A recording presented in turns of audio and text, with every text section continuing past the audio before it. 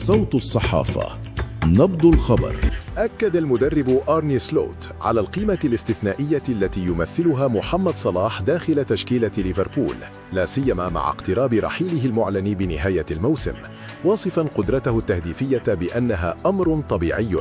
ويعول الفريق كثيرا على صلاح في المواجهة المرتقبة ضد كريستال بالاس لكسر حالة التراجع التهديفي، بينما يطمح النجم المصري لتحطيم رقم قياسي جديد كأكبر لاعب يسجل في 4 مباريات متتالية ليتجاوز بذلك رقم كريستيانو رونالدو. على الصعيد الفني، أبدى سلوت احتراما كبيرا لخصمه القادم، معترفا بصعوبة مواجهة كريستال بالاس الذي استعصى على الريدز في آخر 4 مواجهات، ووصف سلوت الخصم بالانضباط الدفاعي العالي، كونه من أقل الفرق استقبالا للأهداف في الدوري بعد أرسنال، مشددا على أن المباراة تتطلب تركيزا هجوميا مضاعفا من أجل فك الشفرات الدفاعية واستعادة نغمة الانتصارات. وفيما يخص جاهزية الفريق، ركز سلوت على أهمية عودة المصابين وتحديدا اللاعب إيساك، موضحا أن العودة في منتصف الموسم ليست مهمة سهلة، كما أشار إلى أن البرنامج الإعدادي لن يتأثر بالمشاركات الدولية أو كأس العالم، بل قد تكون هذه المشاركات حافزا إيجابيا للاعبين لاستعادة إيقاع المباريات القوي